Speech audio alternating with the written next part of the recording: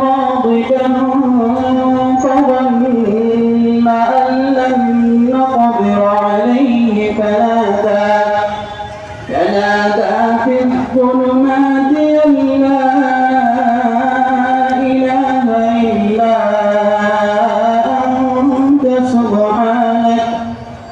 أن لا إله إلا أنت سبحانك إني كنت من الظالمين فاستجبنا له ونجيناه من الغم وكذلك ننجي المؤمنين وزكريا إذ نادى ربه رب لا تذرني فردا وأنت خير الوارثين فاستجبنا له ووهبنا له يحيى وأصلحنا له زوجه إنهم كانوا يسارعون في الخيرات ويدعوننا رغبا ورهبا وكانوا لنا خاشعين صدق الله العظيم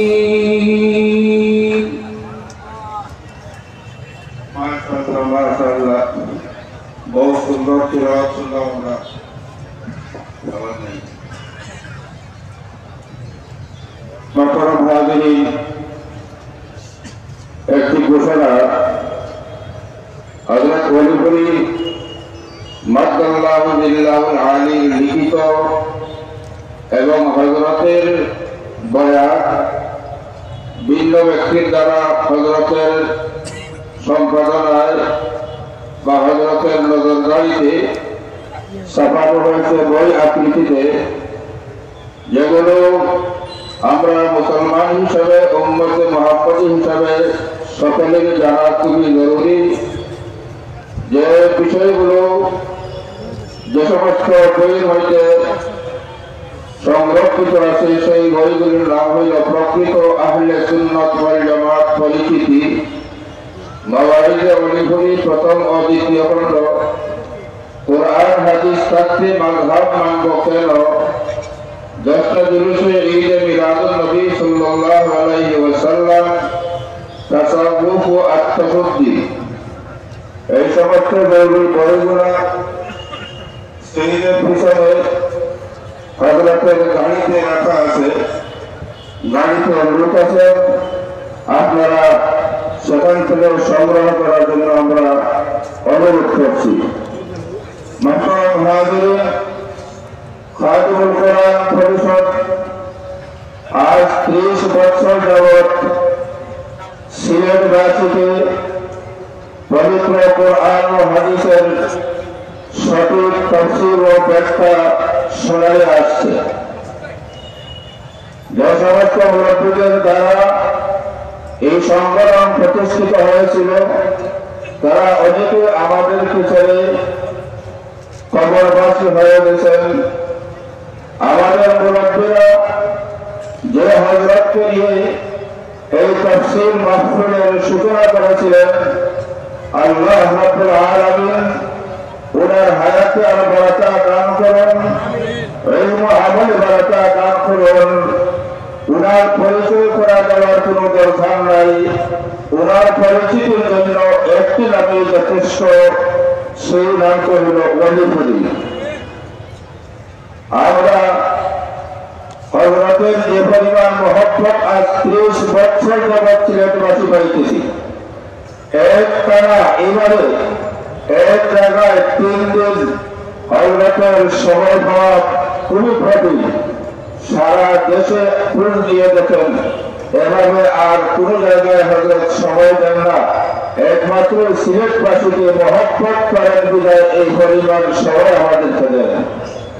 محترم হাজিরিন, হযরতের সারগর্ভ বক্তব্য, সারগর্ভ তাফসীর গতকাল উপস্থাপনা করেছিলেন একজন যারা শিক্ষিত মানুষ আমার সাথে আলাপ করেছেন, আজকে অলফুল হজরতের কাছ থেকে যে বয়ান শুনলাম আমি আর কোনোদিন কোথাও শুনি নাই।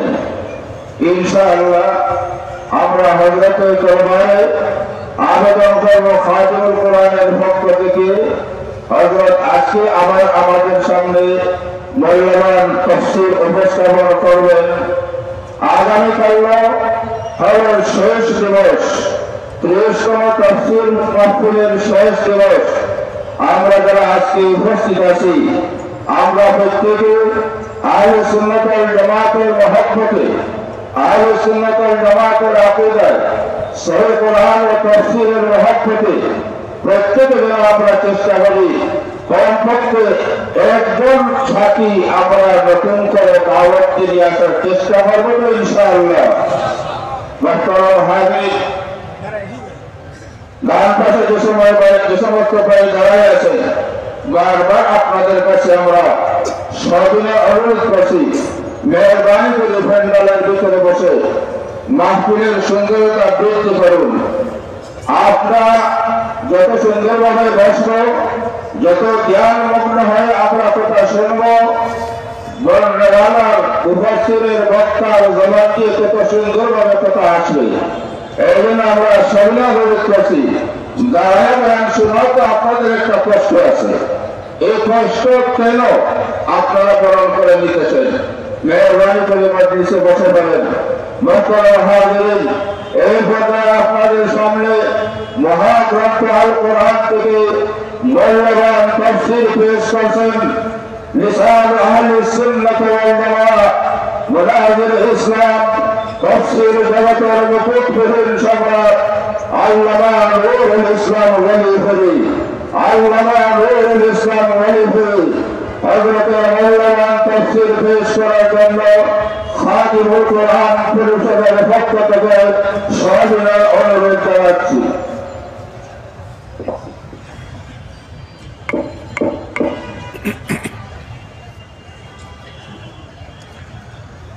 আলহামদুলিল্লাহ নাহমাদুহু ওয়া নাস্তাঈনুহু ওয়া নাস্তাগফিরুহু ওয়া নু'মিনু বিহি ওয়া নাতাওয়াক্কালু আলাইহি ওয়া নাউযু বিল্লাহি মিন শুরুরি আনফুসিনা ওয়া মিন সাইয়্যিআতি আ'মালিনা। من يهده الله فلا مضل له ومن يضلله فلا هادي له ونشهد أن لا إله إلا الله وحده لا شريك له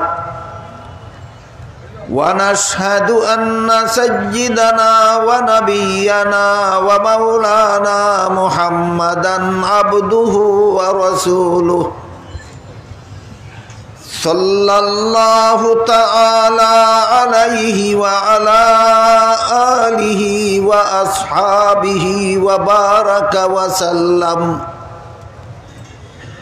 أما بعد فأعوذ بالله من الشيطان الرجيم. بسم الله الرحمن الرحيم.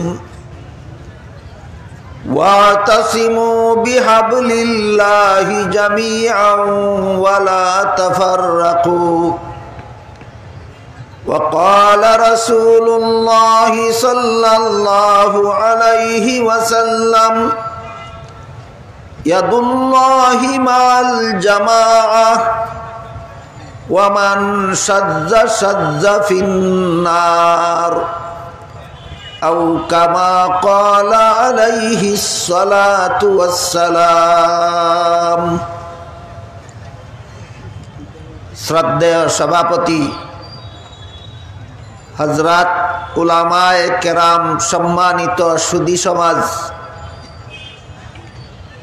দূর দূরান্ত থেকে আগত সর্বস্তরের মুসলমান ভাইয়েরা আমার, গতকাল বলেছি সূরা আলে ইমরানের 103 নম্বর আয়াত গতকালও তিলাওয়াত করেছিলাম, আজকেও একই আয়াত তিলাওয়াত করেছি। এখানে আল্লাহ ঈমান রক্ষার ঐক্যের রূপরেখা বর্ণনা করেছে। সংক্ষিপ্তভাবে সহজভাবে বলা যায় ইসলামী ঐক্যের রূপরেখা। ইসলামী ঐক্য অমুসলমানদের নিয়ে হয় না, ইসলামী ঐক্য মুসলমানদের নিয়ে হয়। তাই এখানে আল্লাহ সম্বোধনটাই করেছেন মুমিন মুসলমানদেরকে। হ্যাঁ, দেশ রক্ষার ঐক্য মুসলিম অমুসলিম নির্বিশেষে সবাইকে নিয়ে হয়, যা গতকাল সবিস্তারে বর্ণনা করা হয়েছে। বুঝে থাকলে একটু দয়া করে বলবেন কি দেশ রক্ষার ঐক্য আর ইসলামী ঐক্যের রূপরেখা কি একরকম না ভিন্ন ভিন্ন? দেশ রক্ষার ঐক্য শুধু মুসলমানদেরকে নিয়ে হয় না মুসলিম অমুসলিম নির্বিশেষে সবাইকে নিয়ে? আর ইসলামী ঐক্য শুধু মুসলমানদেরকে। তাই আল্লাহ এখানে শুধুমাত্র মুমিন মুসলমানদের সম্বোধন করে বলেন, তোমরা আল্লাহর রশ্মিকে শক্তভাবে ধারণ করার মাধ্যমে ঐক্যবদ্ধ হও, বিচ্ছিন্ন হয় না। এর মানে হইল ঐক্যবদ্ধ হও। এখানে আল্লাহ ঐক্যবদ্ধ হওয়ার জন্য, মুমিন মুসলমানদের ঐক্যবদ্ধ হওয়ার জন্য একটা প্ল্যাটফর্ম বলে দিয়েছেন, সেটা আল্লাহর ভাষায় হাবলুল্লাহ।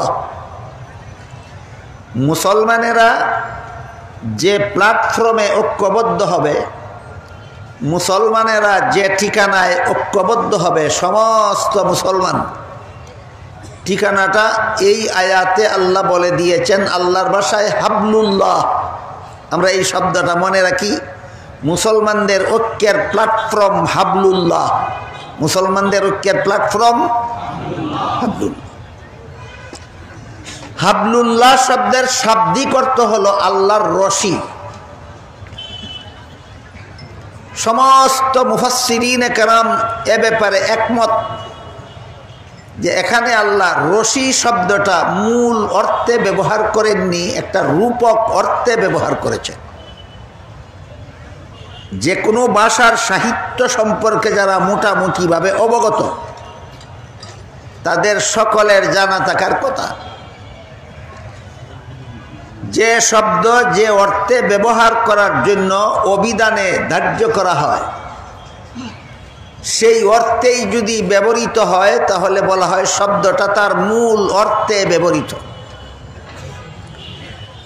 আর যে শব্দ যে অর্থে ব্যবহারের জন্য অভিধানে ধার্য থাকে, সেই অর্থ বাদ দিয়ে নূতনভাবে আলাদা কোনো অর্থে যদি শব্দটা ব্যবহৃত হয়, তখন বলা হয় শব্দটা মূল অর্থে ব্যবহৃত নয়, রূপক অর্থে ব্যবহৃত।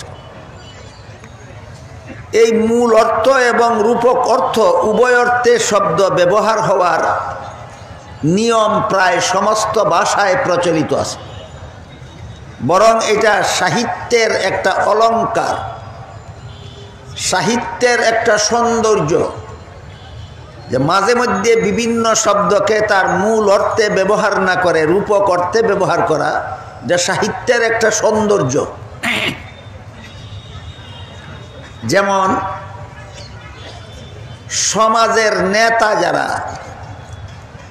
তাদের ব্যাপারে বলা হয় তিনি আমাদের সকলের মাতা। মাতা শব্দের মূল অর্থ হইল শরীরের ঘাড়ের উপরের অংশ।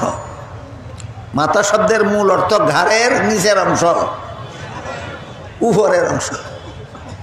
নেতাকে যে মাতা বলা হইল, এটা কি ঘাড়ের উপরের অংশ বুঝাবার জন্য না শ্রদ্ধেয় বুঝাবার জন্য?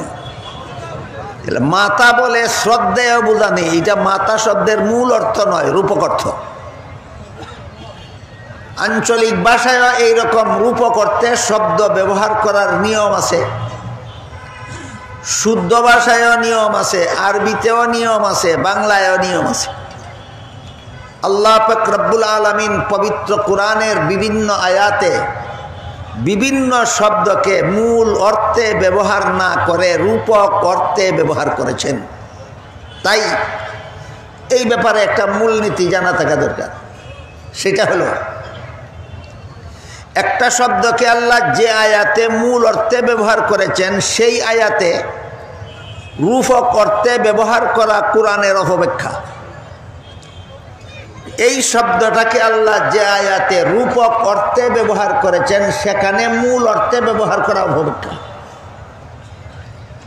যে শব্দকে যে আয়াতে আল্লাহ মূল অর্থে ব্যবহার করেছেন সেই শব্দকে সেখানে মূল অর্থেই বুঝে নিতে হবে। যে শব্দকে আল্লাহ যে আয়াতে রূপক অর্থে ব্যবহার করেছেন সেটাকে রূপক অর্থেই বুঝে নিতে হবে। এর একটি উদাহরণ, নূর একটা শব্দ আছে। নূর শব্দের মূল অর্থ আবিধানিক অর্থ হলো আলো। নূর শব্দের আবিধানিক অর্থ আলো, যেমন বাতির আলো, সূর্যের আলো, চন্দ্রের আলো। এই আলোগুলিকে আবিধানিক করতে নূর বলা হয়, এটা নূর শব্দের মূল অর্থ। কিন্তু কোরআনের ভাষায়, কোরআনের পরিভাষায় এই নূর শব্দকে বিভিন্ন আয়াতে পারিভাষিক অর্থে ব্যবহার করা হয়েছে। সেখানে নূর শব্দের অর্থ আলো নয়, সেখানে নূর শব্দের অর্থ হেদায়েত। আল্লাহ কোরআনের এক আয়াতে নূর শব্দকে আলো অর্থে ব্যবহার করেছেন, আর এক আয়াতে এই নূর শব্দকে হেদায়েত অর্থে ব্যবহার করেছেন। যেখানে নূর শব্দকে আলো অর্থে ব্যবহার করেছেন সেখানে যদি হেদায়েত অর্থে ব্যবহার করেন তাহলে সেটা হবে কোরআনের অপব্যাখ্যা। আর যেখানে আল্লাহ নূর শব্দকে হেদায়েত অর্থে ব্যবহার করেছেন সেখানে যদি আপনি মূল অর্থে ব্যবহার করেন সেটাও হবে অপব্যাখ্যা। কাজেই কোরআনের যে আয়াতে আল্লাহ যে শব্দকে মূল অর্থে ব্যবহার করেছেন সেখানে মূল অর্থেই বুঝতে হবে, যেখানে রূপক অর্থে ব্যবহার করেছেন সেখানে রূপক অর্থেই বুঝতে হবে। এর দুটি উদাহরণ দিচ্ছি। আল্লাহ কোরআনের এক আয়াতে বলেন, আলাম তারাউ কাইফা খালাকাল্লাহু সাবআ সামাওয়াতিন তিবাকা ওয়া জাআলাল কামারা ফীহিন্না নূরাও ওয়া জাআলাশ শামসা সিরাজা।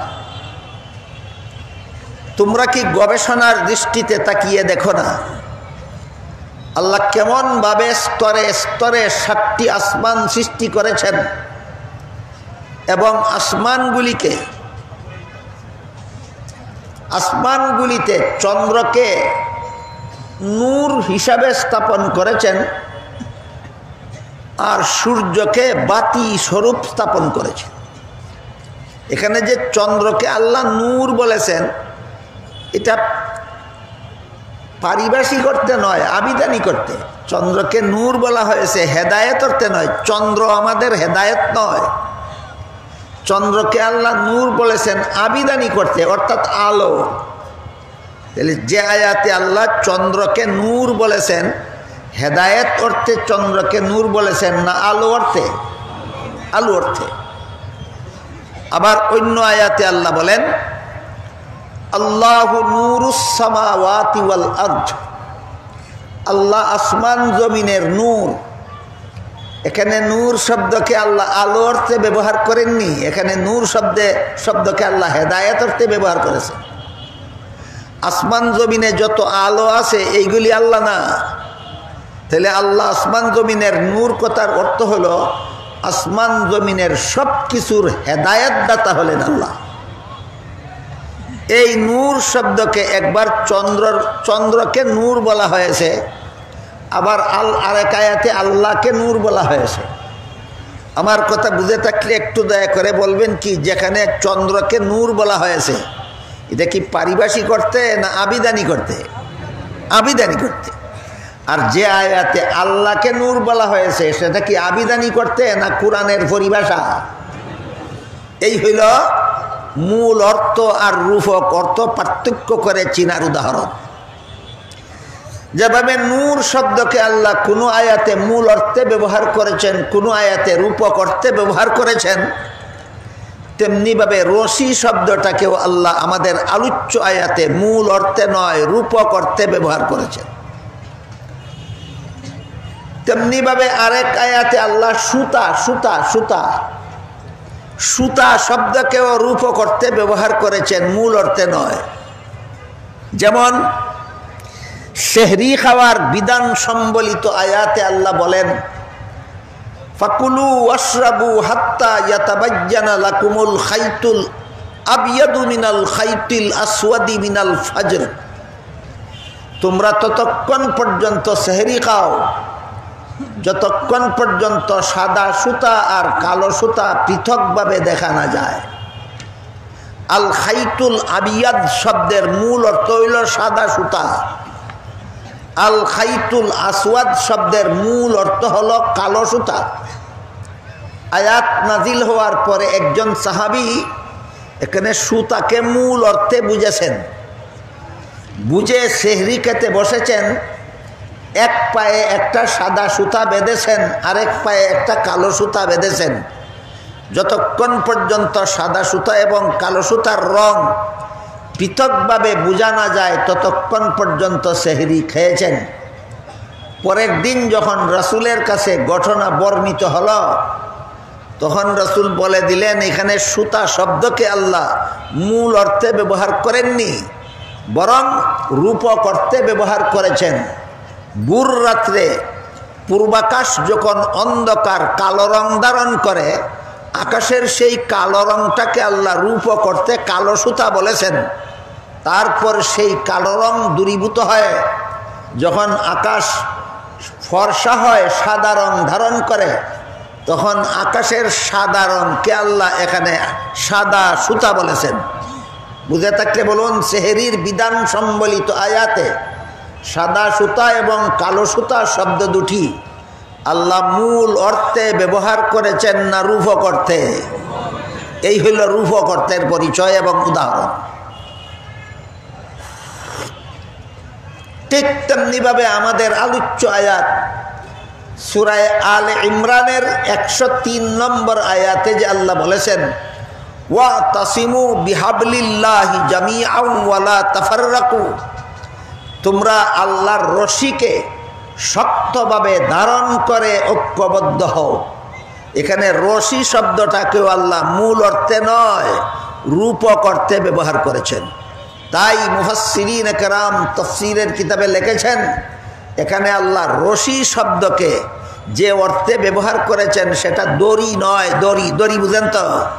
আমরা আঞ্চলিক ভাষায় বলি দড়ি, বাংলা ভাষায় বলে রশি। মুফাসসিরিন কেরাম বলেন, এখানে হাবলুন শব্দটা দড়ি বা রশি অর্থে আল্লাহ ব্যবহার করেননি, যদিও হাবলুন শব্দের মূল অর্থ দড়ি বা রশি। এখানে মূল অর্থে আল্লাহ ব্যবহার করেননি। এখানে আল্লাহ এই সব হাবলুন শব্দটাকে একটা রূপক অর্থে ব্যবহার করেছেন, এবং তা হলো আল্লাহর দ্বীন। তাহলে আয়াতের অর্থ হলো, হে মুমিন মুসলমানেরা, তোমরা শক্তভাবে আল্লাহর দ্বীন পালনের মাধ্যমে ঐক্যবদ্ধ হও। পরবর্তী কথাগুলি বোঝার সুবিধার জন্য মনে রাখি, এখানে যে আল্লাহ মুসলমানদের ঐক্যের একটা প্ল্যাটফর্ম বলে দিলেন হাবলুল্লাহ, এই হাবলুল্লাহ শব্দের মূল অর্থ হলো আল্লাহর রশি।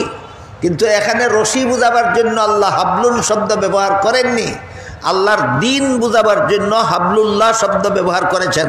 কাজেই এখানে আয়াতের অর্থ হবে, তোমরা আল্লাহর রশিকে ধারণ করার মাধ্যমে ঐক্যবদ্ধ হও, এটা নয়, তোমরা আল্লাহর দ্বীন পালনের মাধ্যমে ঐক্যবদ্ধ হও। তাহলে আল্লাহর দ্বীন হলো মুসলমানদের ঐক্যের প্ল্যাটফর্ম। আল্লাহর দ্বীন হলো মুসলমানদের ঐক্যের প্ল্যাটফর্ম, ঠিকানা। আজকাল অনেকেই মুসলমানদের ঐক্যের দাওয়াত দেন, অনেকে আজকাল না, শুধু সদা সর্বদাই কিছু মানুষকে মুসলমানকে ঐক্যের দাওয়াত দিতে দেখা যায়, এবং এই আয়াতের দ্বারাই দলিল পেশ করে থাকেন যে আল্লাহ কোরআনে বলেছেন, তোমরা ঐক্যবদ্ধ হও, তোমরা পরস্পরে বিচ্ছিন্ন হয় না। এটা তো সচরাচর খুব বলা হয় এবং সস্তা কথা, কিন্তু ঐক্যের প্ল্যাটফর্মটা কি সেটা যারা ঐক্যের দাওয়াত দেন তাদের মুখে আমি কোনোদিন বলতে শুনিনি। আল্লাহ যে আয়াতে ঐক্যের দাওয়াত দিয়েছেন নয়, শুধু নির্দেশ দিয়েছেন। যে আয়াতে আল্লাহ মুমিন মুসলমানকে নির্দেশ দিয়েছেন তোমরা ঐক্যবদ্ধ হও, নির্দেশ দেওয়ার আগেই ঐক্যের ঠিকানাটা বলে দিয়েছেন, সেটা হলো আল্লাহর দিন পালনের মাধ্যমে ঐক্যবদ্ধ হও। আশ্চর্যের ব্যাপার হলো সমাজে যারা যারা মুসলমানদেরকে ঐক্যবদ্ধ হওয়ার দাওয়াত দেয়, আয়াতের দ্বারা তো দলিল দেয়, কিন্তু আয়াতে আল্লাহ ঐক্যের কথা আগে বলেছেন না ঐক্যের ঠিকানা আগে চিহ্নিত করেছেন? তাহলে তোমরা যারা ঐক্যের কথা বলো, আল্লাহ তো ঠিকানার কথা আগে বলেছেন, আল্লাহর ঠিকানাটা বলো না কেন? আল্লাহ যে ঠিকানা বলেছেন সেই ঠিকানা মতে ঐক্যবদ্ধ হওয়ার কথা বলো না কেন? তার কারণ হলো আল্লাহর দেওয়ার ঠিকানা মতো ঐক্যবদ্ধ হতে হলে যারা যারা বেশি বেশি ঐক্যের জিগির তুলে এরাই এখানে টিকবে না। এদের মধ্যে ইমানি ঐক্যের কোনো যোগ্যতাই নাই। তাই আমাদের এবার বুঝতে হবে, এখানে আল্লাহর রশি বলতে আল্লাহর দিন বুঝিয়েছেন। সারমর্ম হলো, হে মুমিন মুসলমানেরা, তোমরা সবে মিলে আল্লাহর দিন পালনের মাধ্যমে ঐক্যবদ্ধ হও। আপাতত এইটুকু মনে রাখি যে আয়াতের অর্থ হলো তোমরা আল্লাহর রশ্মিকে ধারণ করার মাধ্যমে ঐক্যবদ্ধ হও, আর আয়াতের মর্ম হলো তোমরা আল্লাহর দিন পালনের মাধ্যমে ঐক্যবদ্ধ হও। তাই এবার জরুরি ভিত্তিতে আমাদের বোঝার প্রয়োজনীয়তা দেখা দিয়েছে যে আল্লাহর দিন বলতে কি বোঝায়, দিন শব্দের অর্থ কি।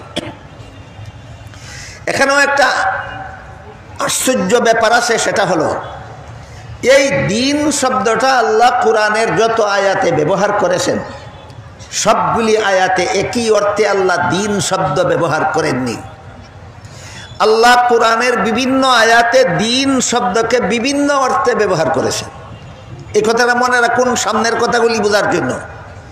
যে দিন পালনের মাধ্যমে আল্লাহ আমাদের ঐক্যবদ্ধ হওয়ার নির্দেশ দিয়েছেন, সেই দিন শব্দটাকে আল্লাহ সুনির্দিষ্ট কোনো অর্থে সবগুলি আয়াতে ব্যবহার করেননি। এক আয়াতে দিন শব্দকে এক অর্থে ব্যবহার করেছেন, আরেক আয়াতে দিন শব্দকে আল্লাহ নিজেই আরেক অর্থে ব্যবহার করেছেন, অন্য আয়াতে আল্লাহ দিন শব্দকে অন্য অর্থে ব্যবহার করেছেন। কাজে আমরা আল্লাহর দিন পালন করবটা কিভাবে? দিন বলতে আমরা সুনির্দিষ্টভাবে সুস্পষ্টভাবে আল্লাহর দিন বলতে আমরা কি বলবো? এই প্রশ্নের জবাব বোঝার আগে আমরা কয়েকটি উদাহরণের মাধ্যমে বুঝে নেওয়ার চেষ্টা করব যে আল্লাহ যে কোরআনের বিভিন্ন আয়াতে দিন শব্দকে বিভিন্ন অর্থে ব্যবহার করেছেন তার কতগুলি উদাহরণ বুঝে নেব, বিষয়টা পরিষ্কার হওয়ার জন্য, বসিরত হাসিল হওয়ার জন্য। পবিত্র কোরআনের যে আয়াতে আল্লাহ সর্বপ্রথম দিন শব্দটা ব্যবহার করেছেন সেটা হলো সূরাতুল ফাতিহার ৩ নম্বর আয়াত। এখানে আল্লাহ বলেছেন মালিকি ইয়াউমিদ্দিন, এই যে দিন শব্দ। সূরাতুল ফাতিহার ৩ নম্বর আয়াতের সর্বশেষ শব্দটাই দিন। এখানে আল্লাহ দিন শব্দ ব্যবহার করেছেন কর্মফল অর্থ বোঝাবার জন্য। কাজেই আয়াতের শব্দার্থ হলো কর্মফল দান দিবসের মালিক আল্লাহ। যেহেতু কিয়ামতের দিন আল্লাহ সারা দুনিয়ার সমস্ত মানুষের জীবনের কর্মফল দেবেন, এই জন্য কিয়ামতের দিনকে আল্লাহ কর্মফল দেওয়ার দিন নামে আখ্যায়িত করেছেন। সারমর্ম হলো মালিকি ইয়াউমিদ্দিন আয়াতে আল্লাহ দিন শব্দকে কর্মফল অর্থে ব্যবহার করেছেন। ভুলে যাবেন না, আরও কতগুলি আয়াতে আরও কতগুলি অর্থ আসতেছে সামনে। দ্বিতীয়টা বুঝতে বুঝতে প্রথমটা যেন ভুলে না যান, তৃতীয়টা বুঝতে বুঝতে দ্বিতীয়টা যেন ভুলে না যান, চতুর্থটা বোঝার আগে তৃতীয়টা যেন ভুলে না যান। মালিকি ইয়াউমিদ্দিন আয়াতে আল্লাহ দিন শব্দকে কর্মফল অর্থে ব্যবহার করেছেন। এরপর দেখুন সূরাতুল বাকারার 256 নম্বর আয়াতে আল্লাহ বলেছেন লা ইকরাহা ফিদ্দিন। এই আয়াতের ব্যাপারে যৎকিঞ্চিত আলোচনা গতকাল আনুষঙ্গিকভাবে হয়েছিল। এখানে লা ইকরাহা ফিদ্দিন আয়াতে আল্লাহ দিন শব্দকে কর্মফল অর্থে নয় ধর্ম অর্থে ব্যবহার করেছেন। এর আয়াতের অর্থ হলো তোমরা ধর্মের বেলায় বল প্রয়োগ করবে না। কোনো ধর্মাবলম্বী ভিন্ন কোনো ধর্মাবলম্বীদের ধর্ম পালনে বাধাও দিতে পারবে না, ধর্মান্তরিত হওয়ার জন্য বল প্রয়োগও করতে পারবে না, বরং সমস্ত ধর্মাবলম্বীরা আপন আপন ধর্ম পালনে স্বাধীন। কাজেই লা ইকরাহা ফিদ্দিন আয়াতে দিন অর্থ কর্মফল নয়, লা ইকরাহা ফিদ্দিন আয়াতে দিন অর্থ ধর্ম। আয়াতের মর্ম হলো ধর্মের বেলায় বল প্রয়োগ চলবে না, সারমর্ম হলো ধর্ম পালনে সমস্ত ধর্মাবলম্বীরা স্বাধীন, আপন আপন ধর্ম পালনে স্বাধীন। এখানে কিছু যথেষ্ট আনুষঙ্গিক কথা আছে, আমি যা গতকাল আপনাদেরকে বলে দিয়েছি। আমি আজকে শুধু এটুকু বলতে চাই যে লা ইকরাহা ফিদ্দিন আয়াতে আল্লাহ দিন শব্দকে কর্মফল অর্থে ব্যবহার করেননি, দিন শব্দকে এখানে আল্লাহ ধর্ম অর্থে ব্যবহার করেছেন।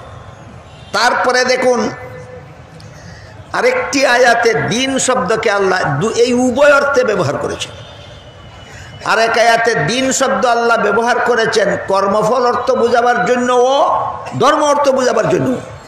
সেটা হলো সূরাতুল কাফিরুনের শেষ আয়াত। সেখানে আল্লাহ বলেছেন লাকুম দীনুকুম ওয়ালিয়া দিন। এখানে দিন শব্দের অর্থ কর্মফল, এখানে দিন শব্দের অর্থ ধর্ম। তাহলে আয়াতের উভয় অর্থ যেহেতু এই আয়াতে গ্রহণযোগ্য, কাজে আয়াতের অর্থ দাঁড়ায় দুইটা। একটা অর্থ দাঁড়ায় লাকুম দীনুকুম ওয়ালিয়া দিন। আয়াতের একটা অর্থ হলো তোমাদের ধর্ম আলাদা, আমাদের ধর্ম আলাদা। এখানে তাহলে লাকুম দীনুকুম ওয়ালিয়া দিন আয়াতের দিন শব্দকে ধর্ম অর্থে ব্যবহার করো। আর এখানে দিন অর্থ কর্মফল অর্থেও ব্যবহৃত। তখন আয়াতের অর্থ দাঁড়াবে তোমাদের ধর্ম পালনের ফলাফল আলাদা, সেটা হলো জাহান্নাম, আর আমাদের ধর্ম পালনের ফলাফল আলাদা, সেটা হলো জান্নাত। কাজেই জান্নাতে আর জাহান্নামে যেমনভাবে কোনো রকম আপোষ মীমাংসা হতে পারে না, তেমনিভাবে ইসলাম ধর্ম পালনকারী আর মূর্তি পূজার ধর্ম পালনকারীদের মধ্যে কোনোদিন কোনো ধর্মীয় আপোষ মীমাংসা হতে পারে না। গতকাল আনুষঙ্গিকভাবে যথেষ্ট পরিমাণে বলা হয়েছে যে আল্লাহর কাছে গ্রহণযোগ্য ধর্ম একমাত্র ইসলাম। এই কথাটা আল্লাহ সূরা আলে ইমরানের 85 নম্বর আয়াতে বলে দিয়েছেন। ইসলাম ছাড়া ভিন্ন কোনো ধর্ম আল্লাহর কাছে গ্রহণযোগ্য নয়। সুতরাং আল্লাহর এই ঘোষণাটাকে কৌশলে পাশ কাটাবার জন্য নতুন একটা কথা আবিষ্কার করা হয়েছে, সেটা হলো ইসলাম শ্রেষ্ঠ ধর্ম। ইসলাম শ্রেষ্ঠ ধর্ম, এটাই ইসলামের বৈশিষ্ট্য নয়।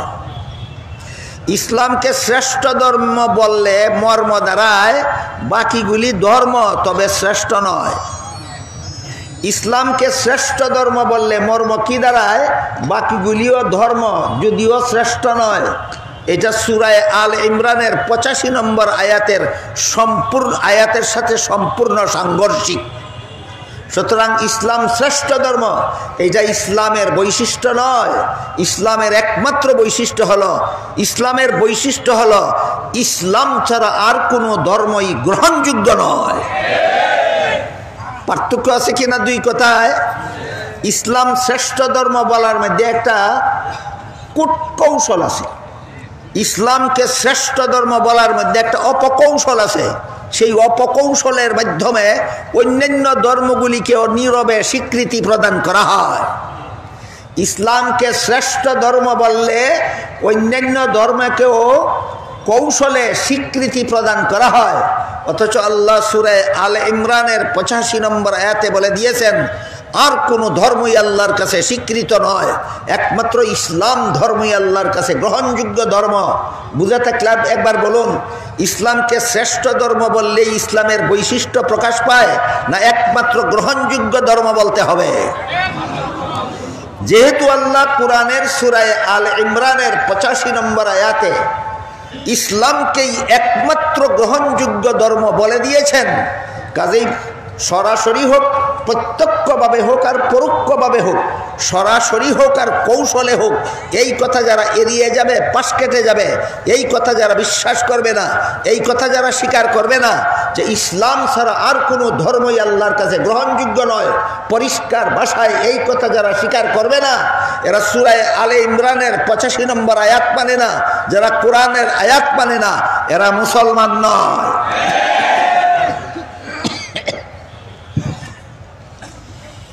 তিনটি উদাহরণ পেশ করলাম আপনাদের সামনে। মালিকি ইয়াউমিদ্দিন আয়াতে দিন অর্থ কর্মফল, লা ইকরাহ ফিদ্দিন আয়াতে দিন অর্থ ধর্ম, লাকুম দীনুকুম ওয়ালিয়া দিন আয়াতে দিন অর্থ কর্মফল ধর্ম, লাকুম দীনুকুম ওয়ালিয়া দিন আয়াতে দিন অর্থ ধর্ম কর্মফল। তারপরে দেখুন সূরায়ে শূরার 13 নম্বর আয়াতে আল্লাহ বলেছেন আকিমুদ্দিন, এখানেও দিন শব্দ আছে, কিন্তু এখানে দিন শব্দকে আল্লাহ কর্মফল অর্থেও ব্যবহার করেননি, ধর্ম অর্থেও ব্যবহার করেননি। সূরায়ে শূরার 13 নম্বর আয়াতে যে আল্লাহ বলেছেন আকিমুদ্দিন, এখানে দিন অর্থ কর্মফল নয়, দিন অর্থ ধর্মও নয়, এখানে দিন শব্দকে আল্লাহ ইসলামের সহি আকিদা অর্থ বোঝাবার জন্য ব্যবহার করেছেন। সহি আকিদা কোরআনের ভাষা, বাংলায় বলতে পারেন বিশুদ্ধ মতবাদ।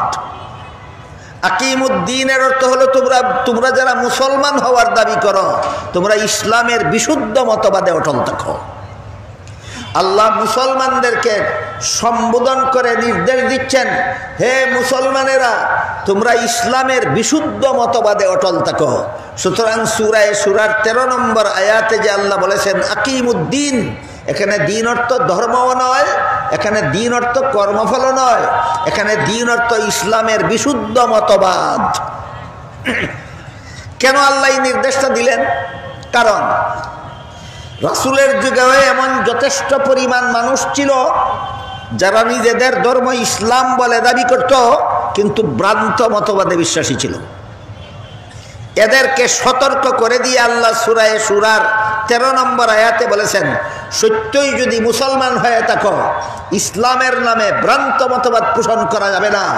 সত্যই যদি ইসলামের অনুসারী হয়ে থাকো, তাহলে ইসলামের বিশুদ্ধ মতবাদে অটল থাকো। যেমনভাবে এমন লোক নবীর যুগেও ছিল, নিজের ধর্ম ইসলাম বলে দাবি করত, কিন্তু ভ্রান্ত মতবাদে বিশ্বাসী। তেমনিভাবে সর্বযুগেই এমন কিছু কুচক্রী লোক পাওয়া যায় যারা দাবি করে আমাদের ধর্ম ইসলাম, আমরা মুসলমান, কিন্তু এদের মতবাদ ভ্রান্ত। আমাদের বর্তমান যুগে, আমাদের বর্তমান মুসলমানের সমাজে ইসলামের নামে এমন ভ্রান্ত মতবাদীদের অভাব নাই। ইসলামের নামে ভ্রান্ত মতবাদীদের অভাব নাই। শুধু এদের বিবরণ দিয়া সারা রাতেও শেষ করা যাবে না। বর্তমানে মুসলমান সমাজে ইসলামের নামে কত ভ্রান্ত মতবাদ পোষণকারী দল আছে, বর্তমান মুসলমান সমাজে ইসলামের নামে কত ভ্রান্ত মতবাদ পোষণকারী ব্যক্তি আছে, এদের পরিচয় বলতে থাকলে রাত পোহায় যাবে, এদের পরিচয় শেষ হবে না। তাই আমি আজকের মতো ইসলামের নামে ভ্রান্ত মতবাদ পোষণকারী 2টা দলের পরিচয় আপনাদের সামনে তুলে ধরছি।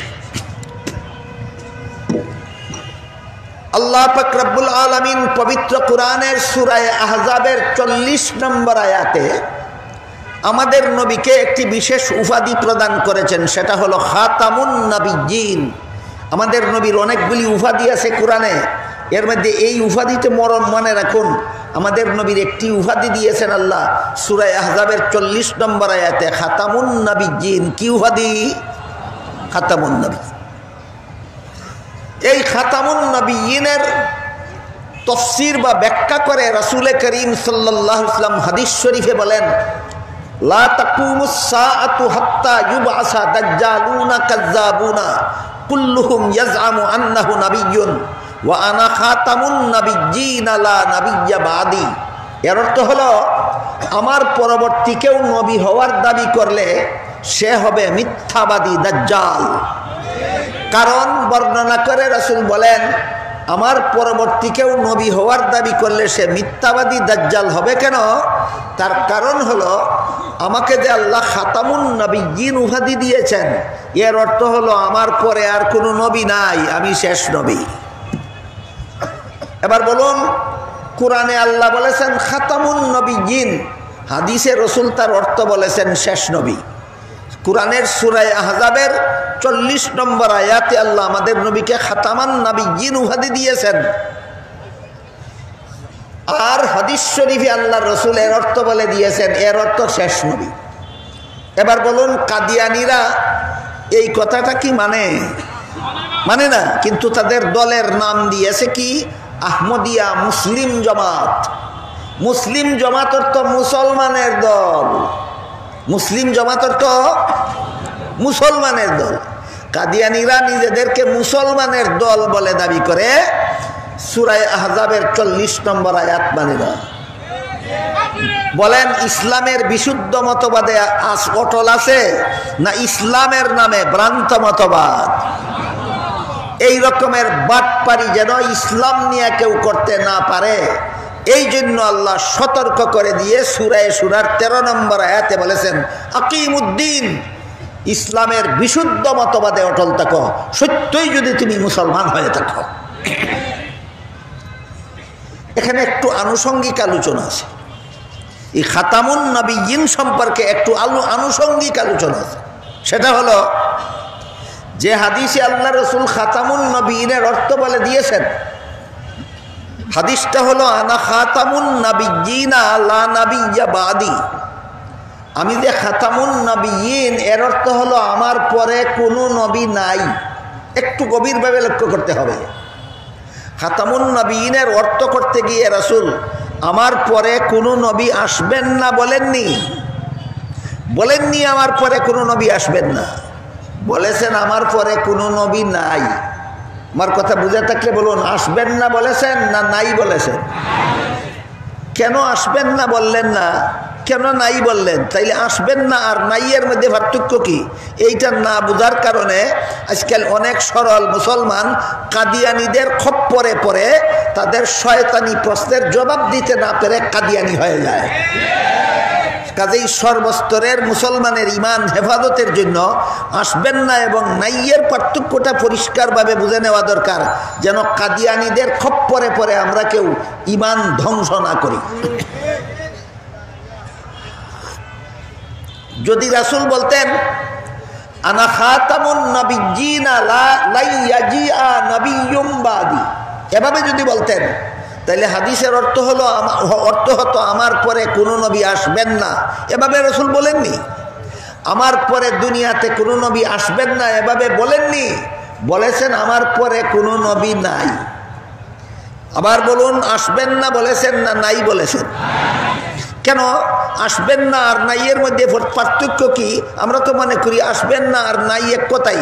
তাইলে যদি নবী আসবে নাই না বলে বলতেন আসবেন না, তাইলে নবীর দুইটা হাদিস পরস্পর বিরোধী হইত। যদি আসবেন না বলতেন তাহলে নবীর দুইটা হাদিস পরস্পর বিরোধী হইত। কোন হাদিস? সহিহ বুখারী শরীফের হাদিসে বর্ণিত আছে, রাসূল করিম সাল্লাল্লাহু আলাইহি ওয়াসাল্লাম বলেছেন ঈসা নবী কিয়ামতের আগে দুনিয়াতে আসবেন। আজকে নতুন শুনলেন না আরো শুনেছেন? যে নবী একবার বললেন ঈসা নবী আসবেন, এই নবী আবার বলবেন আমার পরে কোনো নবী আসবেন না, তাহলে কি নবীর দুই কথা পরস্পর বিরোধী হইতো না? এই কারণে তিরমিজি শরীফের বর্ণিত হাদিসে লা ইয়াজিআ নবিয়্যুম বাদি বলেননি, আমার পরে কোনো নবী আসবেন না বলেননি, বলেছেন আমার পরে কোনো নবী নাই। আসবেন না বলেননি কেন? যেহেতু বুখারীর হাদিসে বলেছেন ঈসা নবী আসবেন, তাই তিরমিজির হাদিসে আসবেন না বলেননি বলেছেন নাই। তাহলে আসবেন না বলেননি যেহেতু ঈসা নবী আসবেন সেজন্য, তাইলে আমার পরে কোনো নবী নাই কথার অর্থ কি? এই প্রশ্নের জবাব পাওয়া যায় মুসলিম শরীফের হাদিসে। মুসলিম শরীফের বর্ণিত হাদিসে রাসূল করিম সাল্লাল্লাহু আলাইহি ওয়াসাল্লাম বলেছেন লা নুবুওয়াতা বাদি। তিরমিজি শরীফের হাদিসে বলেছেন লা নাবিয়্যা বাদি, এর অর্থ হইল কোনো নবী নাই। আর মুসলিম শরীফের হাদিসে বলেছেন লা নুবুওয়াতা বাদি, অর্থাৎ আমার পরে কোনো নবী নাই কথার ব্যাখ্যা হইল আমার পরে আর কেউ নবী হবে না। এবার বলেন কোন নবী আসবেন না আর কেউ নবী হবে না, দুই কথার মধ্যে পার্থক্য নাই? আকাশ পাতাল। ঈসা নবী আসবেন এই জন্য কোনো নবী আসবেন না বলেননি, কিন্তু এই ঈসা নবী আসবেন ছাড়া আর কেউ নবী হবে না এটা বোঝাবার জন্য নবী আসবেন না না বলে তিরমিজির বর্ণিত হাদিসে কোনো নবী নাই বলেছেন। সারমর্ম হলো মুহাম্মদুর রাসূলুল্লাহ সাল্লাল্লাহু আলাইহি ওয়াসাল্লাম খাতামুন নবিয়্যিন, এর মানে হলো তিনি শেষ নবী। কোন হিসাবে? তারপরে আর কাউকে নবী বানানো হবে না, আর কেউ নবী হবে না। এই জন্য মুহাম্মদুর রাসূলুল্লাহ সাল্লাল্লাহু আলাইহি ওয়াসাল্লাম খাতামুন নবীনের ব্যাখ্যা করে বলেছেন আমি শেষ নবী। তাহলে ঈসা নবী যদি আসবেনই, তাইলে এই নবী শেষ নবী রইলেন কিভাবে? আরেক প্রশ্ন বাকি থাকে। কাদিয়ানীরা এই শয়তানি প্রশ্নটাও আপনাদের করে থাকে, জবাব না দিতে পেরে অনেক সরল মুসলমান কাদিয়ানী হয়ে যায়। তাই সমস্ত মুসলমানের ঈমান রক্ষার স্বার্থেই এটাও পরিষ্কারভাবে বুঝে নেওয়া দরকার। ঈসা নবী যদি আসবেনই, তাইলে আমাদের নবী শেষ নবী রইলেন কিভাবে? এই বিষয়টা আমি একটা অত্যন্ত কঠিন প্রশ্ন, কিন্তু এই জন্য কঠিন কথা অনেক সময় উদাহরণের মাধ্যমে বোঝা সহজ হয়। তাই আমি একটি উদাহরণের মাধ্যমে এই কঠিন প্রশ্নের জবাবটা আপনাদের বোঝাতে চাই।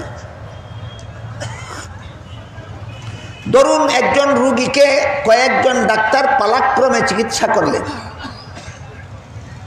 প্রত্যেক ডাক্তারের চিকিৎসায় রোগী সুস্থ হয় ক্ষণস্থায়ীভাবে কিছুদিনের জন্য, কিছুদিন পরে আবার রোগ ফিরে আসে, আরেক ডাক্তারের দ্বারা চিকিৎসা করায়, আবার সে কিছুদিনের জন্য সুস্থ হয়ে আবার রোগে আক্রান্ত হয়ে যায়।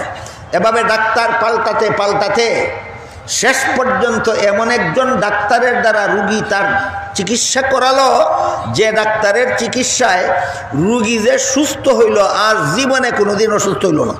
এটা কথার কথা। এবার বলুন, পূর্ববর্তী ডাক্তারগণ কি শ্রেষ্ঠ, না সর্বশেষ ডাক্তার শ্রেষ্ঠ? পূর্ববর্তী ডাক্তারগণ শেষ ডাক্তারও নয়, শ্রেষ্ঠ ডাক্তারও নয়। কারণ যেই ডাক্তারের চিকিৎসার পরে আরও ডাক্তারের চিকিৎসার দরকার বাকি থাকে, ইনি শেষ ডাক্তারও হতে পারেন না, শ্রেষ্ঠ ডাক্তারও হতে পারেন না। কিন্তু যে ডাক্তারের চিকিৎসায় রোগ যে সারল, জীবনে আর কোনোদিন রোগ ফিরল না, ইনি শেষ ডাক্তারও শ্রেষ্ঠ ডাক্তারও।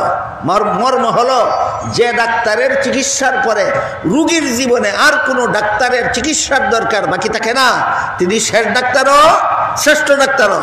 ঠিক তেমনিভাবে সমস্ত নবী রাসূলগণ সারা দুনিয়ার সমস্ত মানুষের আধ্যাত্মিক ডাক্তার। হাসপাতালের ডাক্তার হইল শারীরিক ডাক্তার, আর নবীগণ হইলেন আত্মার ডাক্তার, রুহানি ডাক্তার।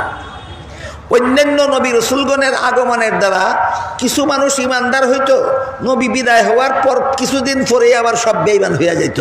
আবার নবী আসতেন, কিছু মানুষ ইমানদার হইতো, কিছুদিন পরে সব বেঈমান হইয়া যেত।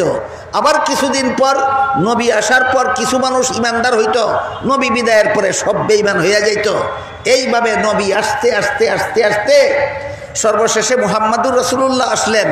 তিনি বলে গেছেন, আমার পরে যে একদল মানুষ ইমানদার হইল, এরা কিছুদিন পরে বেঈমান হবে না, কিয়ামত পর্যন্ত আমার উম্মতের একদল ইমানের উপর অটল থাকবে।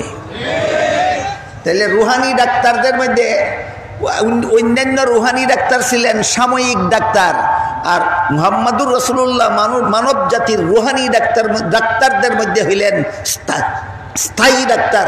তার চিকিৎসায় একদল মানুষ যে ইমানদার হয়েছে, কিয়ামত পর্যন্ত ইমানদার থাকবে।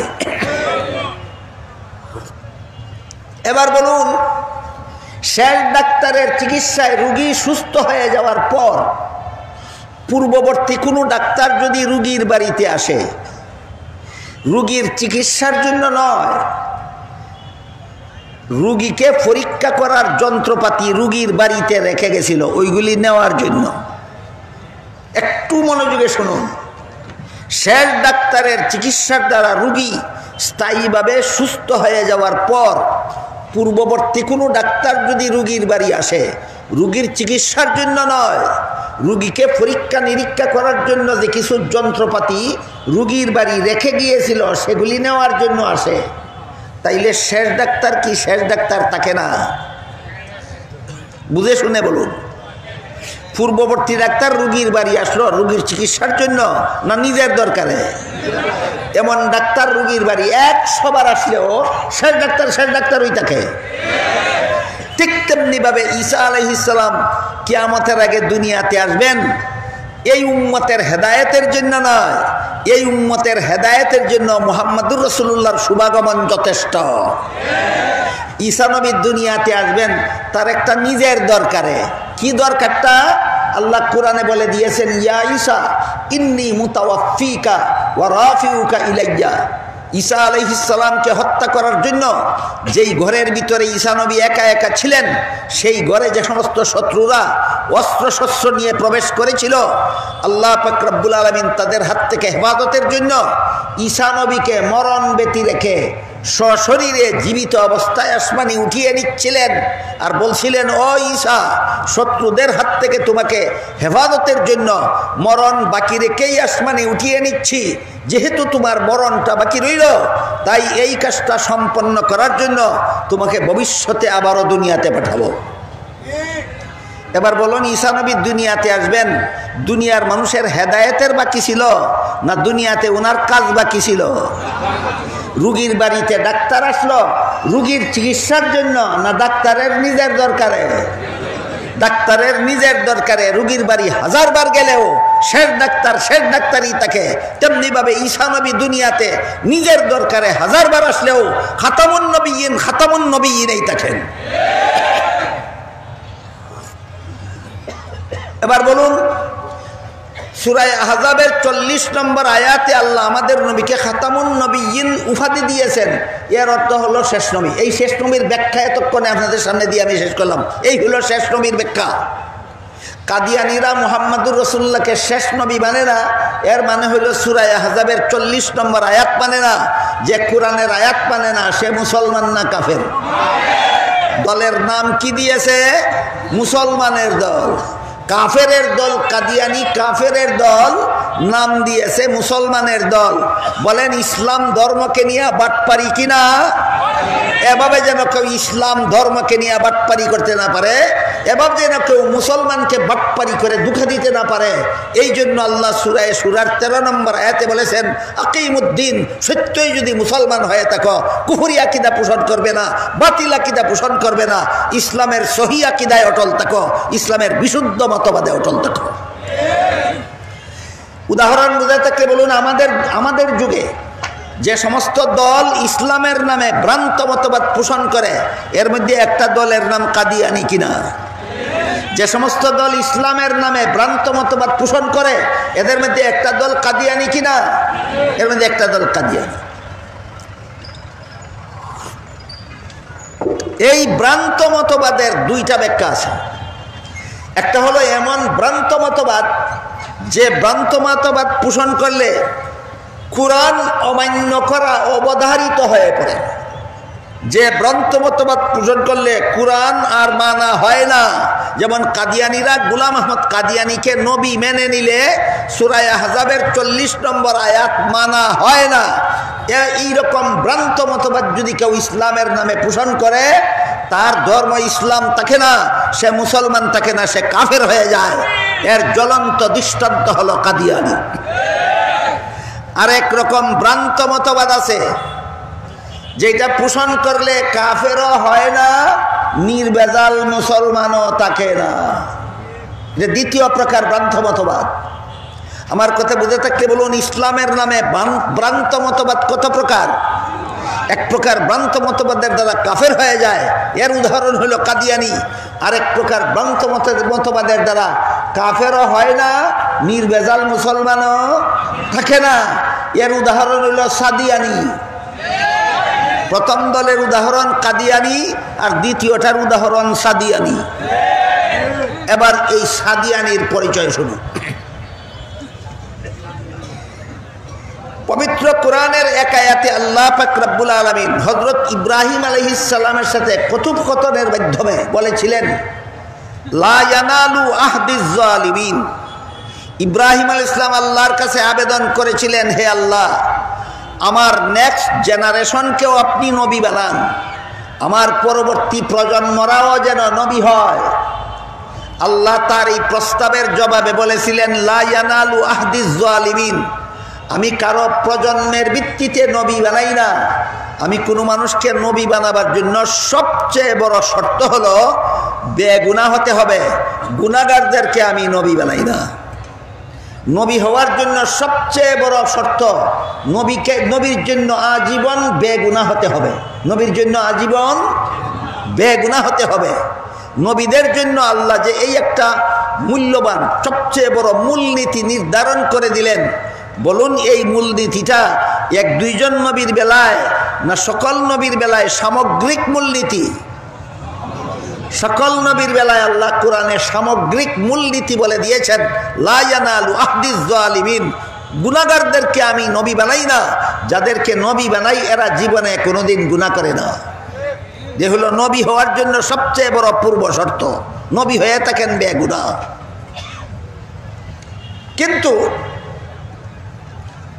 বর্তমান মুসলমান সমাজে অনেক দিন পূর্ব থেকেই কিছু মুসলমান যারা নিজে নিজে পণ্ডিত হয়, নিজে নিজে কোরআন শিখে, নিজে নিজে মুফাসসিরে কোরআন হয়, কোরআন তাফসীর নিজে নিজেই করে।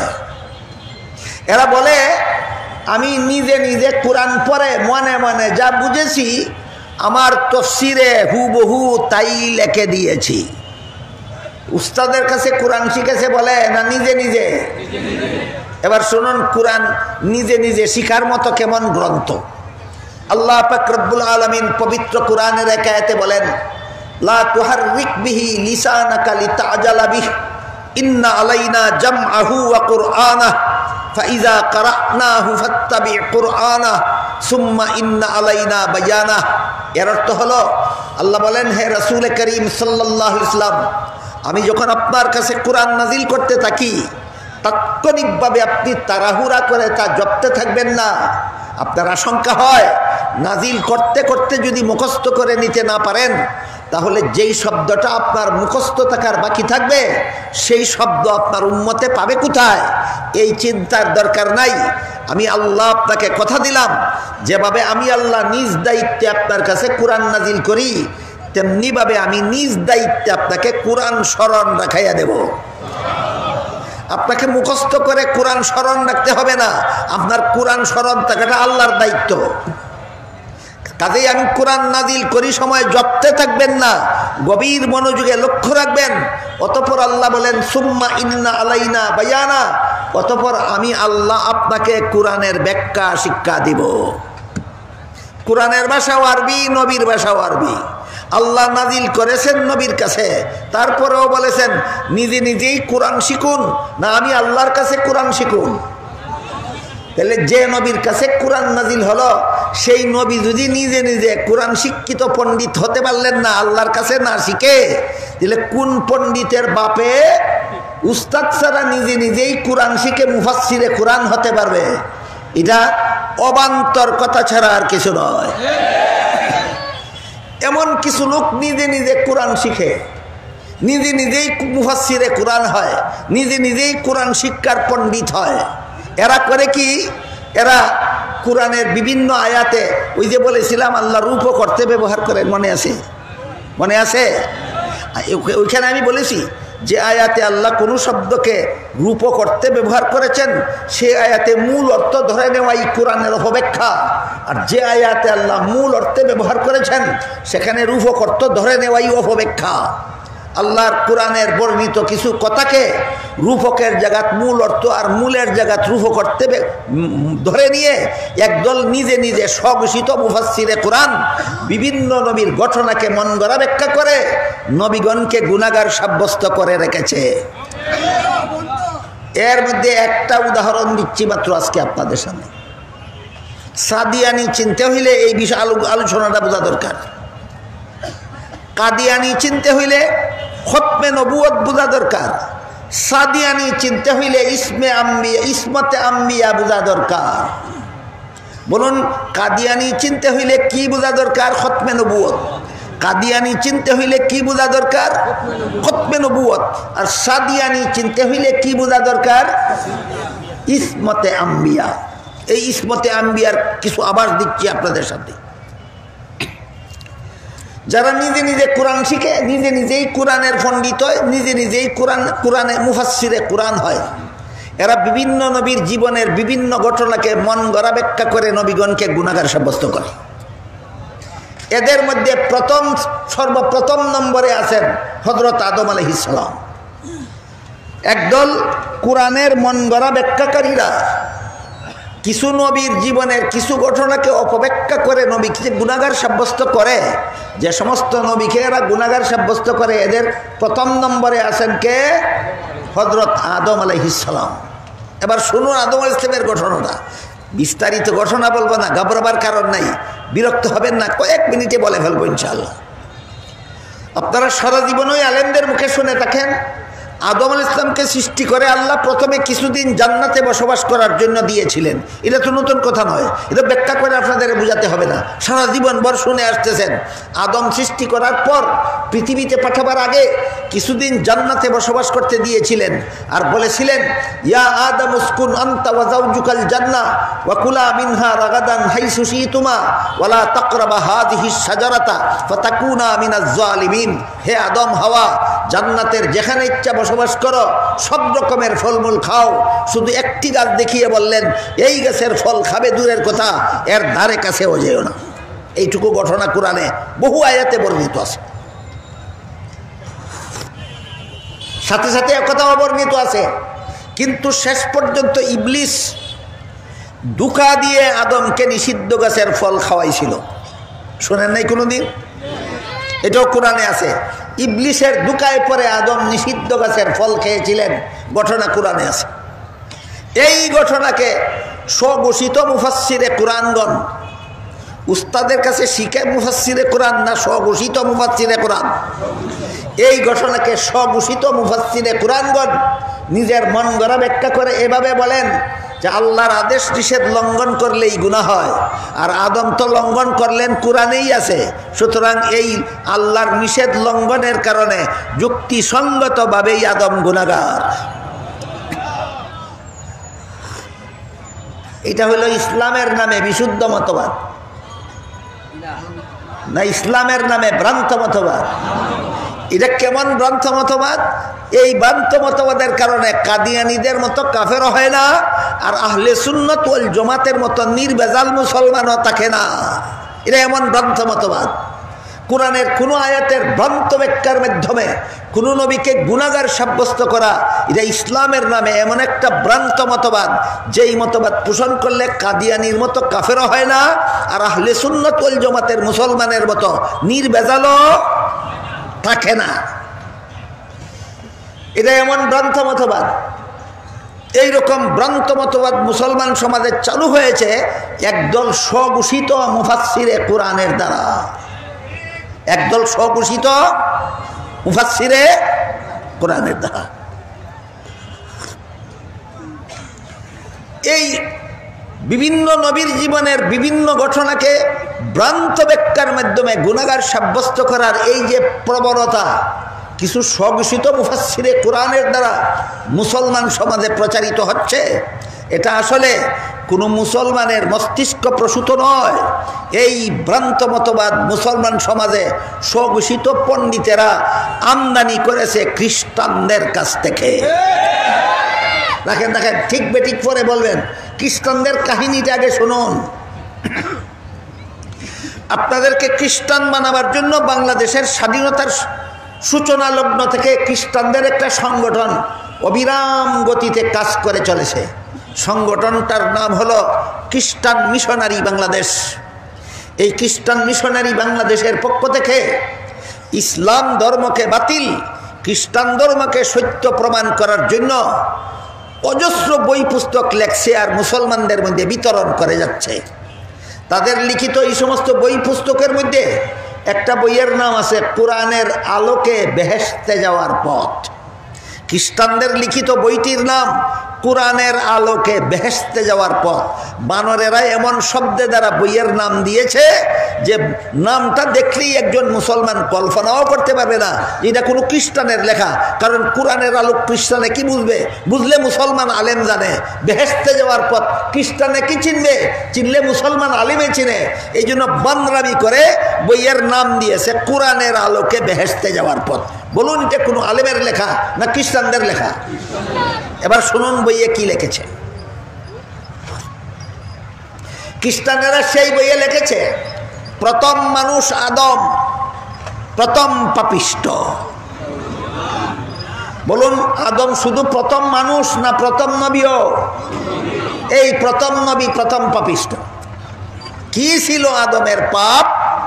জান্নাতে নিষিদ্ধ গাছের ফল খাওয়া ছিল আদমের পাপ। বড় চটকদার যুক্তি। কিন্তু যারা গভীরভাবে ইসলামের জ্ঞান অর্জন করেন না, যারা মুহাক্কিকিনে মুফাসসিরিনের কাছ থেকে কোরআনের তাফসীর বোঝার চেষ্টা করেন না, তারা এই সমস্ত চটকদার যুক্তি দেখলে অনায়াসেই বিভ্রান্ত হয়ে পড়েন। এজন্য একটু গভীরভাবে ইসলামকে বুঝতে হবে, চিনতে হবে। ইসলামের তাফসীরের গভীরতম স্তরে পৌঁছে তাফসীরের সারমর্ম উদ্ঘাটন করতে হবে। খ্রিস্টানেরা সেই বইয়ে লেখে, প্রথম মানুষ আদম, প্রথম নবী আদম, প্রথম পাপিষ্ট ছিল। আদমের পাপ কি ছিল? জান্নাতে নিষিদ্ধ গাছের ফল খাওয়া ছিল আদমের পাপ। তারপরে সেই বইয়ে লেখে, এই পাপিষ্ট আদমের বংশে যত নবী জন্মগ্রহণ করেছে সবগুলি জন্মগত পাপিষ্ট। কি ছিল অন্যান্য নবীদের পাপ? পাপিষ্ট আদমের বংশে জন্ম হওয়াটাই ছিল অন্য নবীর পাপ। আদম নবীর পাপ ছিল জান্নাতে নিষিদ্ধ গাছের ফল খাওয়া, আর অন্য নবীর পাপ ছিল পাপিষ্ট আদমের বংশে জন্ম হওয়া। আমি আপনাদের জিজ্ঞেস করি, কেউ কোনো বংশে, কেউ কোনো পিতার ঔরসে, কেউ কোনো মায়ের গর্ভে জন্ম হয় নিজের ইচ্ছায় না আল্লাহর ইচ্ছায়?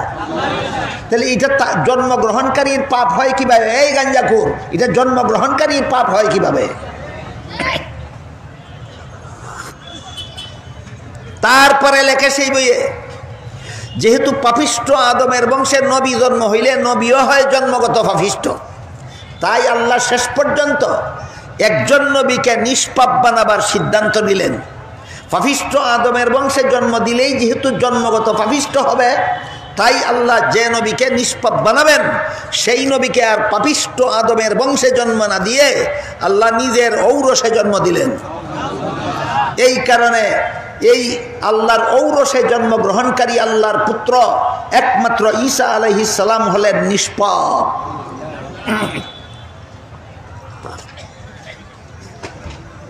আরো গাঞ্জাখুরি কথা অনেক আছে এই বইয়ের মধ্যে। আমি বইয়ের রেফারেন্স দিতে থাকলে অনেক রাত অনেক গভীর হয়ে যাবে, রেফারেন্স শেষ হবে না। আমি মূল কথার দিকে ফিরে যাই। যে সমস্ত কথা খ্রিস্টানেরা সেই বইয়ে লিখেছে, এর প্রথম কথা হলো, প্রথম মানুষ আদম জান্নাতে নিষিদ্ধ গাছের ফল খাওয়ার কারণে পাপিষ্ট। এই ব্যাপারে কথা, বাকি কথা আমি একটু পরে বলছি। 2 নম্বর কথা হলো, পাপিষ্ট আদমের বংশে যারা জন্মগ্রহণ করেছে যত নবী, সবগুলি নবী জন্মগত পাপিষ্ট। এদের পাপ ছিল পাপিষ্ট আদমের বংশে জন্ম হওয়া। বলুন, জন্ম হওয়াটা জন্মগ্রহণকারী পাপ হয় না যে জন্ম দেয় তার পাপ হয়? তাহলে তো এই পাপ নবীর পাপ না, এই পাপ তো নবীকে যে আল্লাহ পাপিষ্ট আদমের বংশে জন্ম দিল, তোমাদের দাবি মতো সেই আল্লাহর পাপ। এমন কথা কোনো ধর্মের কথা হতে পারে না? ধর্মের নামে গাঞ্জাখুরি কথা। এই জন্য উদাহরণগুলি হলো, খ্রিস্টানরা যে সমস্ত মতবাদে বিশ্বাসী, এইগুলি কোনো ধর্মীয় মতবাদ নয়, এইগুলি হলো ধর্মের নামে গাঁজাখুরি মতবাদ।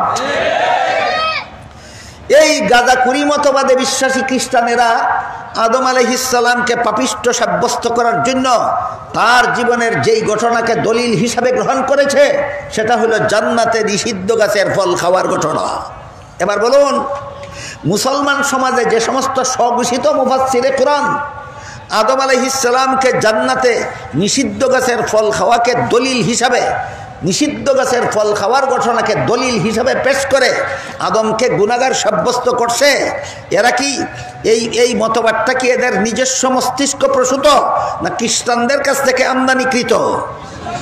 সুতরাং মুসলমান সমাজের যে সমস্ত স্বঘোষিত মুফাসসিরে কোরআনরা আদম আলাইহিস সালামের নিষিদ্ধ গাছের ফল খাওয়াকে ভ্রান্ত ব্যাখ্যার মাধ্যমে আদমকে গুনাহগার সাব্যস্ত করে, এরা প্রকারান্তরে খ্রিস্টানদের দালালি করে। বুঝে থাকলে বলুন, কোন নবীকে গুনাহগার সাব্যস্ত, গুনাহগার মনে করা যা ইসলামী আকীদা না খ্রিস্টানি আকীদা? কোন নবীকে গুনাহগার মনে করা ইসলামী আকীদা নয়, এটা খ্রিস্টানি আকীদা। এখন জরুরি ভিত্তিতে প্রশ্ন জাগে, তাহলে আদমের নিষিদ্ধ গাছের ফল খাওয়ার ঘটনার শুদ্ধ ব্যাখ্যা কি? নিষিদ্ধ গাছের ফল খাওয়াকে ভুল ব্যাখ্যা করলে আদম গুনাহগার সাব্যস্ত হয়। কোন ব্যাখ্যার দ্বারা আদম গুনাহগার সাব্যস্ত হয় না, ওই ব্যাখ্যাটা শুদ্ধ না ভুল, এটা ধার্য করার মূলনীতিটা কি? আগে আমাদের মূলনীতিটা মনে রাখতে হবে। ওই মূলনীতির আলোকে আমরা ওই মূলনীতিটাকে স্কেল বানিয়ে, মাপকাঠি বানিয়ে আমরা দেখব খ্রিস্টানি আকিদা বিশুদ্ধ না ইসলামী আকিদা বিশুদ্ধ। মূলনীতি হলো আল্লাহর ঘোষণা, লা ইয়ানালু আহদিজ জালিমিন, গুনাহগারদেরকে আমি নবী বানাই না। এটা হলো কোন নবীর ব্যাপারে গুনাহগার না বেগুনাহ এই ব্যাপারে যত ব্যাখ্যা আছে, এর মধ্যে কোন ব্যাখ্যা শুদ্ধ আর কোন ব্যাখ্যা ভুল এটা সাব্যস্ত করার স্কেল হইল গুনাহগারদেরকে নবী বানাই না। এটা আল্লাহর নির্ধারিত মূলনীতি, মনে রাখুন। এরপরে আসুন, খ্রিস্টানেরা এবং মুসলমানের স্বঘোষিত মুফাসসিরে কোরআনেরা আদম আলাইহিস সালামের নিষিদ্ধ গাছের ফল খাওয়ার যে ব্যাখ্যা করেছে, এই ব্যাখ্যাটা যদি আমরা 1 মিনিটের জন্য মেনে নিই, কতক্ষণের জন্য? ব্যাখ্যাটা কি? যে আল্লাহর আদেশ নিষেধ লঙ্ঘন করলেই গুনাহ হয়, আর আদম তো লঙ্ঘন করলেনই, সুতরাং আদম বেগুনাহ রইলেন কোথায়? এটা হলো ভুল ব্যাখ্যা। আমি ভুল না শুদ্ধ পরে বলবো। এই ব্যাখ্যাটা যদি আমি একটু সময়ের জন্য মেনে নেই, তাহলে আল্লাহর নির্ধারিত মূলনীতি গুনাহগারদেরকে নবী বানাই না, মূলনীতি বজায় থাকে না লঙ্ঘন হয়? এই স্কেলের দ্বারা সাব্যস্ত হইল তোমার ব্যাখ্যা ভ্রান্ত। আল্লাহ একবার বলবেন বেগুনাহকে নবী বানাই, আবার বলবেন আদম গুনাহ করলেন। তোমার মতো স্ববিরোধী উক্তি করে আল্লাহ নাকি? আল্লাহ পাক রব্বুল আলামিন পবিত্র কোরআনের অন্য আয়াতে বলেছেন, লাউ কানা মিন ইনদি গায়রিল্লাহি লাওয়াজাদু ফীহি ইখতিলাফান কাসীরা। এই কোরআন যদি আমার অবতীর্ণ না হতো, কোরআন যদি কোনো মানুষের মন গড়া রচিত হতো, মানুষের সব সময় সব কথা মনে থাকে না, একবার এক কথা বলতো, কিছুক্ষণ পরে স্ববিরোধী কথা বলতো। আমার যেহেতু অতীত বর্তমান ভবিষ্যৎ সব কিছু সমানভাবে স্মরণ থাকে, কাজে আমি একবার এক কথা বলে আবার তার বিরুদ্ধে স্ববিরোধী কথা বলতে পারি না। একবার বলেছি গুনাহগারদেরকে নবী বানাই না, আবার নবীকে গুনাহগার বলবো, এমন মাতাল আমি তোমাদের মতো আমি আল্লাহ নই। কাজে আল্লাহ যেহেতু একবার বলেছেন গুনাহগারদেরকে নবী বানান না, তাহলে আদমের নিষিদ্ধ গাছের ফল খাওয়াকে যেভাবে ব্যাখ্যা করলে আদম গুনাহগার সাব্যস্ত হয়ে যায়, এই ব্যাখ্যা যে ভুল তার প্রমাণ হলো আল্লাহর মূলনীতি। তোমার ব্যাখ্যা আল্লাহর মূলনীতি বিরোধী। তাহলে আল্লাহর মূলনীতির সাথে সামঞ্জস্যশীল ব্যাখ্যা কোনটা? আল্লাহর মূলনীতির সাথে সামঞ্জস্যশীল ব্যাখ্যা হলো আহলে সুন্নাত ওয়াল জামাতের ব্যাখ্যা। আজকের জন্য আমি দুঃখিত, আহলে সুন্নাত ওয়াল জামাত নামেও যেমনভাবে আহমদিয়া মুসলিম জামাত নামে এই দেশে মুসলমান নামে কাফিরের দল নিজেদেরকে মুসলমান বলে পরিচয় দেয়, ঠিক তেমনিভাবে ভারত উপমহাদেশে চরমপন্থী বেদাতিরাও নিজেদেরকে আহলে সুন্নাত ওয়াল জামাত নামে পরিচয় দেয়। কাদিয়ানিরা হাজারবার নিজেদেরকে মুসলমান দাবি করলেও যেভাবে মুসলমান কাদিয়ানি মুসলমান নয়, ঠিক তেমনিভাবে বেদাতিরা লক্ষ কোটিবার নিজেদেরকে সুন্নি বললেও বেদাতিরা সুন্নি নয়। এই কথা বলে গেলে হবে না। কিন্তু দুঃখিত আমি, তাহলে আসল সুন্নিকে? এই প্রশ্নের জবাব আমার আলোচ্য বিষয় নয়, আমার আয়াতের ব্যাখ্যার ভিতরে নাই। অন্য সময় সুযোগ হলে ইনশাল্লাহ বলে দেব।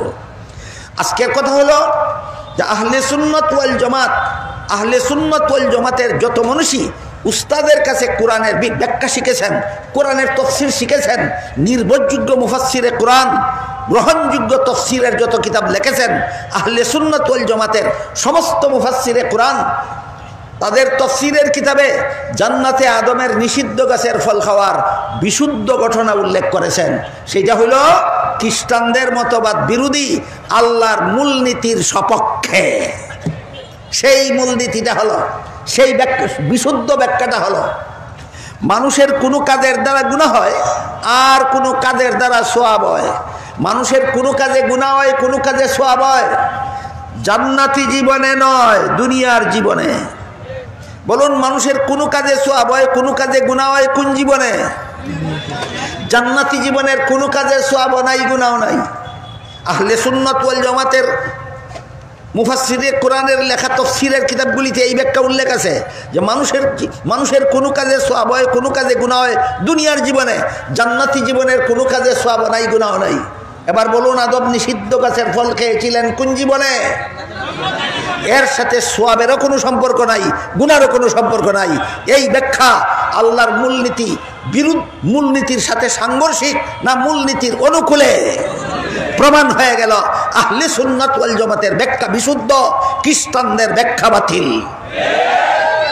কাজেই কোন নবীর জীবনের কোন ঘটনাকে মন গড়া ব্যাখ্যা করলে যদি দেখা যায় গুনাহগার সাব্যস্ত হয়ে যান, প্রমাণ হয়ে যাবে এটা মন গড়া ব্যাখ্যা। আর কোন নবীর জীবনের কোন ঘটনাকে যেভাবে ব্যাখ্যা করলে আর আল্লাহর মূলনীতি লঙ্ঘন হয় না, মূলনীতি বহাল থাকে, প্রমাণ হয়ে গেল, সেটা হলো বিশুদ্ধ ব্যাখ্যা। এবার আসি সাদিয়ানির পরিচয়।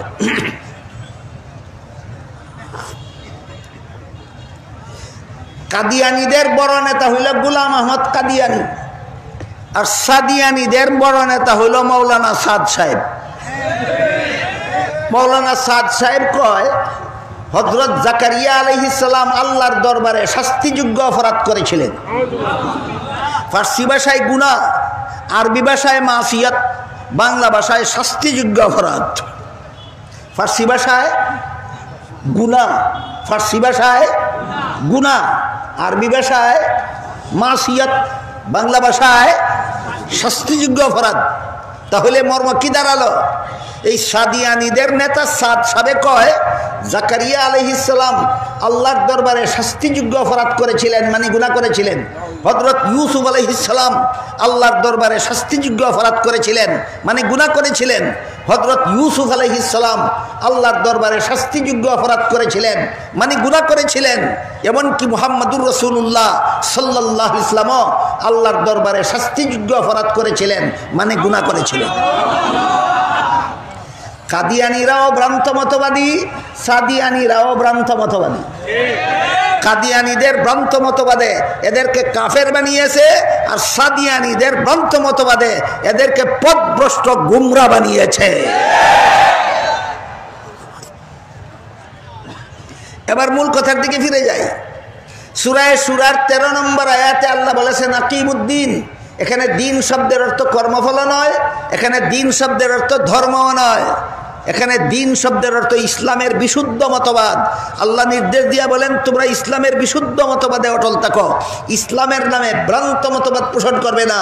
আমাদের যুগে দুনিয়াতে যে সমস্ত লোক, যে সমস্ত দল ইসলামের নামে ভ্রান্ত মতবাদ পোষণ করে, এর মধ্যে এক দলের নাম কাদিয়ানী। এদের ভ্রান্ত মতবাদের কারণে এরা কাফের হয়ে গেছে। আর যে সমস্ত দল ইসলামের নামে ভ্রান্ত মতবাদ পোষণ করে এদের অথচ কাফেরও হয় না, নির্বেজাল মুসলমানও থাকে না, পথভ্রষ্ট গুমরা মুসলমানে পরিণত হয়, এই দলের নাম হইল সাদিয়ানী।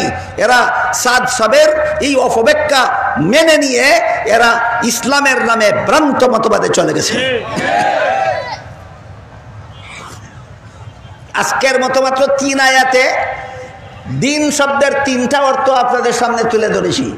মালিকি ইয়াউমিদ্দিন আয়াতে দিন অর্থ কর্মফল, লা ইকরাহা ফিদ্দিন আয়াতে দিন অর্থ ধর্ম, আর আকিমুদ্দিন আয়াতে দিন অর্থ ইসলামের বিশুদ্ধ মতবাদ। এই দিনের আরো যত অর্থ আছে আল্লাহ যে কোরআনের সূরা আলে ইমরানের 103 নম্বর আয়াতে বলে দিয়েছেন তোমরা দিন পালনের মাধ্যমে ঐক্যবদ্ধ হও। সেই দিনের কমপ্লিট ডেফিনেশন, দিন বলতে পরিপূর্ণভাবে কি বোঝায়, দিনের চৌহদ্দি কি, কোন প্ল্যাটফর্মে গিয়ে সারা দুনিয়ার সমস্ত মুসলমান ঐক্যবদ্ধ হবে, ইনশাআল্লাহ আগামীকাল সেই দিনের কমপ্লিট ডেফিনেশন আপনাদের সামনে তুলে ধরা হবে। আল্লাহ আপনাদের আমাদের সবাইকে এই কোরআনকে যথাযথভাবে বুঝার এবং এই কোরআনের বর্ণিত দ্বীনের মাধ্যমে ঐক্যবদ্ধ হওয়ার তৌফিক দান করুন। সবাই বলুন আমিন। সুবহান রাব্বিকা রাব্বিল ইজ্জাতি আম্মা ইয়াসিফুন ওয়া সালামুন আলাল মুরসালিন ওয়ালহামদুলিল্লাহি রাব্বিল আলামিন।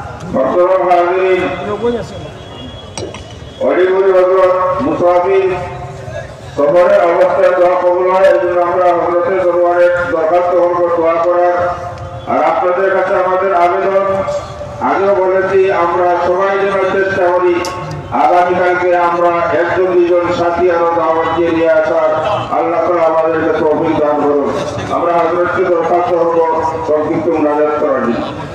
अल्लाहुम्मा सल्लि अला सय्यिदिना व नबीना मौलाना मुहम्मद व अला आलिहि व सहबिहि व बारिक व सल्लिम कमा तुहिब्बु व तर्दा अदद मा तुहिब्बु व तर्दा अल्हम्दुलिल्लाहिल्लज़ी हदाना लिहादा व मा कुन्ना लिनहतदिया लौला अन हदानल्लाह रब्बना ज़लमना अनफुसना व इल्लम तगफिर लना व तरहमना लनकूनन्ना मिनल खासिरीन रब्बना ला तुज़िग कुलूबना बादा इज़ हदैतना व हब लना मिन लदुनका रहमतन इन्नका अंतल वह्हाब रब्बना हब लना मिन अज़वाजिना व ज़ुर्रिय्यातिना कुर्रता अयुनिन वजअलना लिल मुत्तक़ीना इमामा रब्बिरहमहुमा कमा रब्बयानी सगीरा रब्बना तक़ब्बल मिन्ना इन्नका अंतस समीउल अलीम व तुब अलैना इन्नका अंतत तव्वाबुर रहीम व सुब्हान रब्बिका रब्बिल इज़्ज़ति अम्मा यसिफून व सलामुन अलल मुरसलीन वल्हम्दुलिल्लाहि रब्बिल आलमीन आमीन बिरहमतिका या अरहमर राहिमीन।